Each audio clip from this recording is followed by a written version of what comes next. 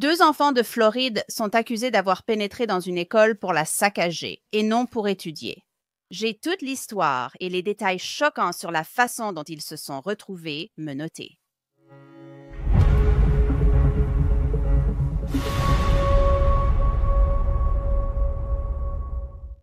Bienvenue dans Crime Fix, je suis Angenette Lévy. Vous savez, ce n'est pas souvent qu'on entend dire que des enfants s'introduisent en douce à l'école. Mais dans le comté de Volusia, en Floride, le shérif affirme que c'est arrivé.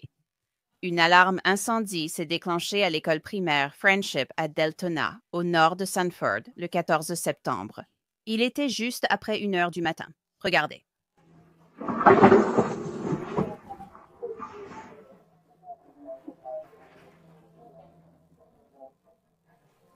Oui, c'est bon.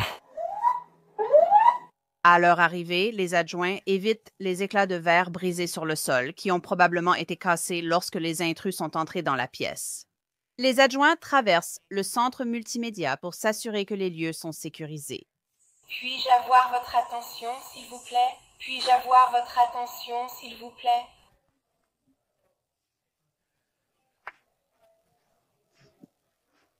Si vous souhaitez continuer, je ferai une seconde vérification. Maintenant, ces adjointes du shérif du comté de Volusia voient clairement que la bibliothèque a été vandalisée. Mais jusqu'à présent, il n'y a aucun indice sur qui a fait ça ou pourquoi cette école primaire a été saccagée. Puis-je avoir votre attention, s'il vous plaît? Puis-je avoir votre attention? Et est-ce qu'on est passé par cette porte?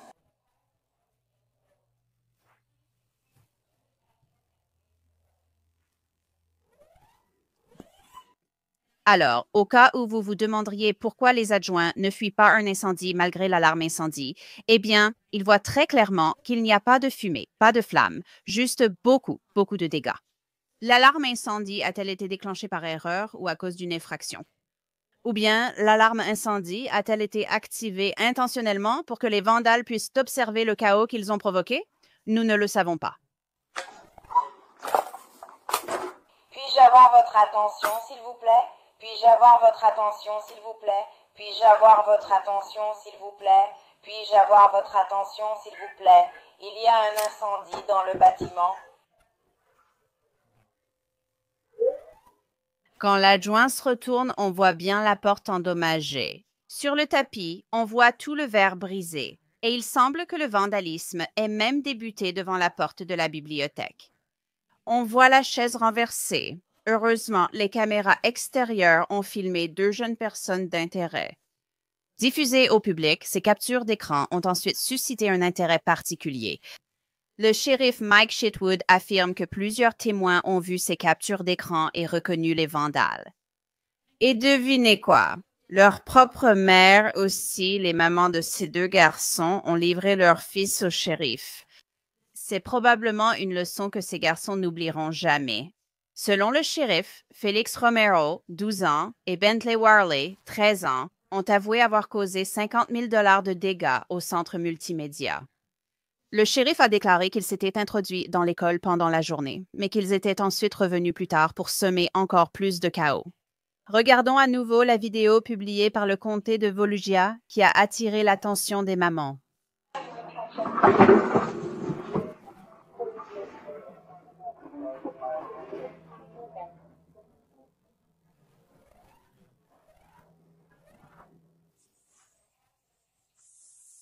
Puis-je avoir votre attention, s'il vous plaît? Il y a un incendie dans le bâtiment. Si vous souhaitez continuer, je ferai une seconde vérification ici. Puis-je avoir votre attention, s'il vous plaît? Puis-je avoir votre attention, s'il vous plaît? Il y a un incendie dans le bâtiment.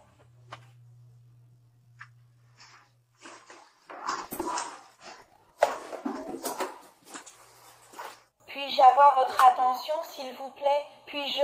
Et est-ce qu'on est passé par cette porte?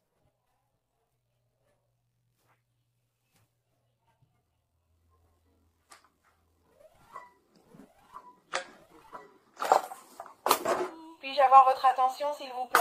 Puis-je avoir votre attention, s'il vous plaît? Il n'y a pas de...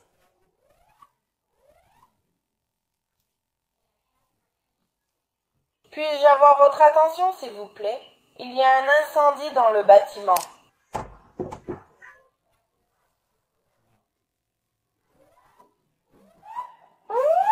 Je souhaite faire revenir le docteur Jeffrey Gardier.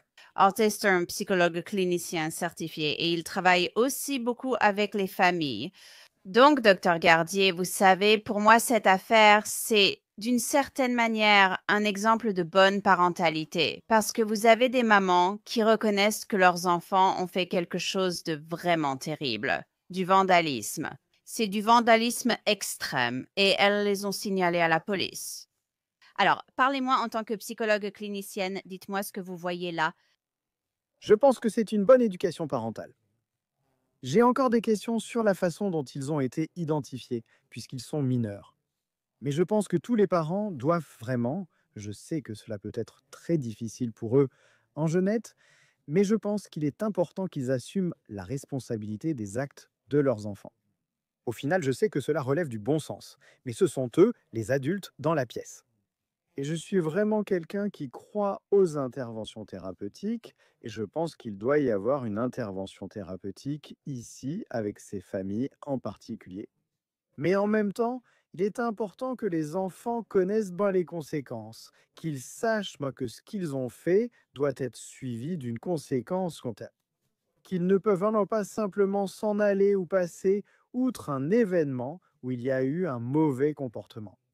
Si cela n'arrive pas, si les enfants ne voient pas ces conséquences, alors ils risquent tout simplement de continuer à agir de la sorte. Mais encore une fois, et je suis sûr que vous allez y venir, je pense qu'il est important qu'une intervention clinique puisse être appropriée pour ces enfants, qui d'ailleurs, vous savez, je sais qu'on l'entend tout le temps, mais je ne les ai pas examinés, donc je ne peux pas parler d'eux spécifiquement. Bien sûr, évidemment. Et il faut que ce soit clair. Vous ne connaissez pas ces personnes, vous ne les avez pas, vous savez, rencontrées. Vous n'avez pas fait d'évaluation de ces enfants. Donc, on parle un peu, vous savez, de façon très générale en prenant du recul sur tout ça. Exactement. Pour des enfants qui pourraient correspondre à ce profil particulier ou à certaines choses que nous avons déjà vues dans le passé. Ma question est, comment les enfants en arrivent-ils là? Parce que je déteste dire ça. Peut-être que c'est un cas isolé ou peut-être que ça ne l'est pas.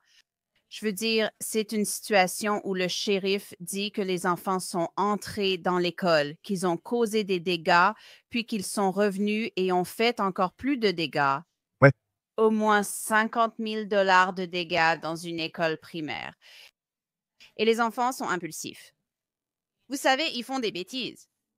Après des années à couvrir des affaires criminelles, leur cortex préfrontal qui gère le contrôle des impulsions est sollicité. Il n'est tout simplement pas complètement développé, mais je serais choquée si c'était la première fois que ces enfants faisaient quelque chose de mal. Et peut-être que les mamans se disent, on ne sait plus quoi faire. Genre, tu as fait quoi? Et je te dénonce parce que peut-être que c'est, tu sais, la seule façon pour qu'ils obtiennent de l'aide pour leurs enfants. J'espère qu'ils auront de l'aide, pas seulement une punition. Bien sûr, absolument. Encore une fois, je ne connais pas assez les mamans et les enfants, mais d'après mon expérience précédente en travaillant avec des enfants impliqués dans le vandalisme, surtout lorsqu'il s'agit de situations où ils ont causé beaucoup de dégâts financiers à l'institution ou à l'endroit concerné, généralement ce que nous avons constaté, c'est qu'il y avait déjà eu des signes auparavant, peut-être à une plus petite échelle, puis cela évolue vers quelque chose de beaucoup plus grave ou d'assez horrible. Encore une fois, dans ce cas, nous ne savons pas vraiment, mais quand on voit quelque chose d'une telle ampleur avec certains des enfants avec qui j'ai travaillé, il y avait des signes avant-coureurs en cours de route qui montraient que quelque chose pouvait se passer avec les enfants. Et soyons également conscients qu'en tant que parents, encore une fois, en assumant la responsabilité de nos enfants, nous devons aussi assumer la responsabilité de toutes les dynamiques présentes dans cette famille en particulier. Il est facile pour les enfants d'être les patients désignés, un terme utilisé en travail social que vous connaissez peut-être, où toutes les mauvaises choses qui se passent sont attribuées à une seule personne en particulier. Mais certainement que l'une des choses que j'ai apprises dans mon travail et que j'enseigne à mes étudiants, c'est qu'il faut regarder la dynamique familiale. Comment certaines personnes ou comment l'unité familiale dans son ensemble comment chaque personne dans cette unité assume-t-elle la responsabilité de ce qu'une personne peut faire dans la société, qui peut être très, très négatif. Alors, que faites-vous avec cela? Évidemment, vous n'avez pas rencontré les enfants. Vous ne les avez pas évalués. Ce sont, vous savez, de jeunes enfants, des adolescents. Et ils ont des problèmes, mais ce sont des mineurs. Donc, leur dossier, vous savez, quoi qu'il arrive, arrivera. Ils ne seront pas poursuivis comme des adultes. Je ne pense pas, vous savez, avec ça, que ce soit du vandalisme. C'est, vous savez, une destruction totale de biens. Il n'y a pas eu de perte de vie. Personne n'a été blessé. Et donc, bien sûr, je ne pense pas que vous allez voir des enfants dans ce genre de situation risquer une peine ultime comme la prison, enfin, surtout compte tenu de leur âge. Mais ce qui attend tout enfant ou les enfants qui se trouvent dans ce genre de situation, je dirais qu'ils doivent certainement faire face aux conséquences, que ce soit une suspension à l'école ou bien devoir effectuer un service communautaire supervisé par leurs parents. Mais je dirais bien sûr que cela réclame l'intervention d'un psychologue pour s'assurer que les enfants bénéficient d'un accompagnement, voir ce qui pourrait se passer d'autre chez les enfants, voir ce qui se passe dans la famille, ou encore une fois, la dynamique a conduit à ce type particulier de mauvais comportement. Mais il ne s'agit pas seulement de punition ici, surtout avec des enfants aussi jeunes. Il s'agit plutôt d'une intervention clinique pour découvrir ce qui se passe, intervenir le plus tôt possible, comprendre d'où vient cette colère, à quoi est liée cette agressivité, puis fournir les services appropriés afin qu'ils puissent traiter ces problèmes individuellement, en tant qu'enfant, mais aussi bien sûr dans le cadre d'une thérapie familiale. Vous avez évoqué la colère, l'agressivité et cité plutôt des exemples de vandalisme déjà observés. Je veux dire, qu'est-ce qui pousse les enfants à se livrer au vandalisme? Parce que c'est du vandalisme, mais là, c'est du vandalisme poussé à l'extrême. Ce n'est pas comme faire des graffitis sur un bâtiment ou quelque chose comme ça. Je veux dire, là, c'est carrément de la destruction de biens. Ouais. Eh bien, l'une des choses qu'on voit le plus souvent, c'est que les cas de vandalisme concernent des comportements impulsifs, non? Et agir de façon impulsive est un terme qu'on utilise pour parler d'un mécanisme de défense. Cela aide un enfant à gérer l'angoisse qu'il ressent, quelle que soit la dynamique présente dans sa vie, quel que soit le problème émotionnel ou physique auquel il fait face, quel que soit le malheur ou la perte qu'il peut avoir. Mais comme vous l'avez mentionné plus tôt, le cortex préfrontal, cette partie du cerveau, n'est pas encore développée. Alors, ce qu'ils font, c'est qu'au lieu de dire quelque chose comme «Et ils sont incapables de le faire, Dr. Jeff», je ressens beaucoup de colère et une perte de contrôle de mes impulsions à cause de la perte d'un membre de la famille. À la place, plutôt, elles vont renverser un bureau ou peut-être voler une pomme ou encore agir de façon agressive envers quelqu'un d'autre. Cette angoisse alimente ce comportement. C'est pourquoi il est vraiment important d'aller au-delà du comportement manifeste et de s'intéresser davantage à ce qui se passe au niveau de la motivation inconsciente, ou consciente, mais surtout inconsciente. Est-ce qu'il s'agit d'un conflit avec quelqu'un à l'école? Ou bien y a-t-il quelque chose de plus profond, d'ordre psychologique, qui conduit à ce passage à l'acte, à cette manifestation d'une certaine colère, confusion ou perte, quelle qu'elle soit? Eh bien, je ne sais pas ce qu'il adviendra de ces enfants, ni ce qu'ils ressentent ou ce qu'ils pensaient, mais je sais que les enfants, pour résumer, font parfois des choses vraiment absurdes. Qu'ils éprouvent ou non des regrets à ce sujet, je ne sais pas. Eh bien, c'est ce qu'on appelle de l'absurdité, non? Un nouveau terme. Et je dirais encore une fois, je n'ai pas examiné ces enfants. Je ne sais pas grand-chose à leur sujet. Je ne sais pas grand-chose sur leur famille. Mais je pense que pour que des parents ou des enfants se retrouvent dans ce genre de situation, je pense que c'est très important. Oui, que les enfants fassent face aux conséquences, vous savez, sur le plan scolaire, en ce qui concerne toute mesure disciplinaire qui sera prise. Mais en même temps, je crois vraiment que cela montre qu'il y a peut-être quelque chose de plus profond qui se passe. Et nous le devons à ces enfants, et nous le devons à chaque enfant, de pouvoir aborder ce qui peut se passer chez eux et de pouvoir traiter leurs problèmes, quels qu'ils soient, et de les rendre des citoyens productifs en leur donnant ce dont ils ont vraiment besoin, que ce soit d'en parler, que ce soit une forme d'intervention comportementale, quoi qu'il leur faille, parce que les enfants sont notre avenir. Il nous incombe donc, en tant que parents, de les sauver et de les orienter dans la bonne direction. Aucun enfant laissé pour compte. À quel point était-il important pour les mamans de dénoncer ces enfants? Parce que, vous savez, les mamans pouvaient avoir des arrière-pensées ici. On ne sait pas. Mais vous savez, parce qu'elles pourraient être tenues responsables. Elles vont être tenues responsables des actes de leurs enfants. Elles pourraient finir par devoir payer les dommages ici. Mais vous savez, les mamans, elles appellent le bureau du shérif et elles disent « Ce sont mes enfants ». Elles amènent leurs enfants au bureau du shérif en disant « Les voilà ». Elles disent « C'est eux, ils l'ont fait ». D'autres les avaient aussi identifiés. Alors, à quel point était-ce important pour ces mamans de dénoncer leurs enfants? Eh bien, je crois que c'est un investissement émotionnel qu'elles font en ce moment. Et il y a ce vieil adage, vous pouvez payer maintenant ou vous pouvez payer plus tard. Et plus vous payez plus tard, pire c'est. Donc je pense qu'il est vraiment important qu'ils agissent maintenant, qu'ils s'occupent de ce qui se passe maintenant, qu'ils prennent leurs responsabilités maintenant et que leurs enfants prennent aussi leurs responsabilités. Ils prennent la responsabilité de la dynamique familiale ou de ce qu'ils doivent faire plus ou moins. Et je pense encore une fois que l'honnêteté en fait est la meilleure politique. Et c'est une très bonne leçon pour les enfants que lorsque vous faites quelque chose qui peut nuire à une autre personne, à des institutions ou quoi que ce soit, ce genre de comportement, vous serez tenu responsable. Cela fait partie de l'autodiscipline, cela fait partie de grandir. Cela contribue à faire de vous un adulte responsable plus tard. Sans aucun doute. Eh bien, nous allons garder un œil là-dessus et voir ce qui va se passer. Docteur Jeffrey Gardier, merci beaucoup pour votre temps et vos éclairages. Je vous en suis vraiment reconnaissante. Merci de m'avoir invité. Je sais que je vous ai déjà montré cette vidéo, mais regardons-la encore. Les dégâts sont incroyables.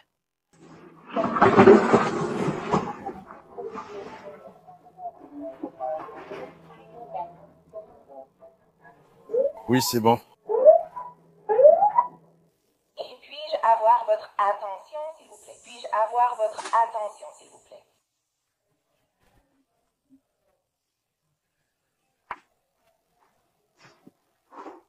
Si vous souhaitez continuer, je procède à une vérification ici.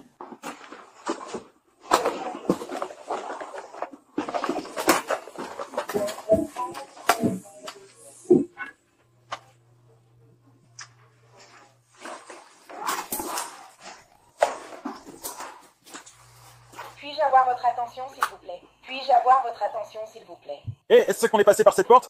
Il y a un incendie dans le bâtiment. Veuillez vous diriger vers la sortie la plus proche et quitter le bâtiment.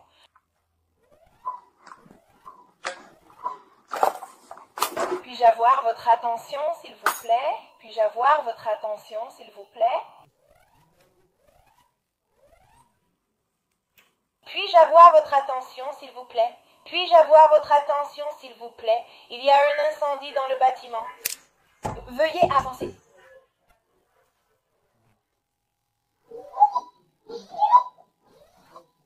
Maintenant, le shérif Chitwood, là-bas, dans le comté de Volusia, en Floride, il expose publiquement sur Facebook des jeunes, des enfants, qui ont été accusés de causer des problèmes et de proférer des menaces, probablement dans l'espoir de les faire arrêter. Les 2 garçons accusés de ce vandalisme sont inculpés de 2 chefs de cambriolage, 2 chefs d'intrusion sur une propriété scolaire, de méfaits criminels et de vol. Ce sont des mineurs de 12 et 13 ans, donc leurs affaires sont traitées au tribunal pour mineurs. Et c'est tout pour cet épisode de Crime Fixe. Je suis Angenette Lévy. Merci beaucoup d'avoir été avec moi. Je vous retrouve ici la prochaine fois.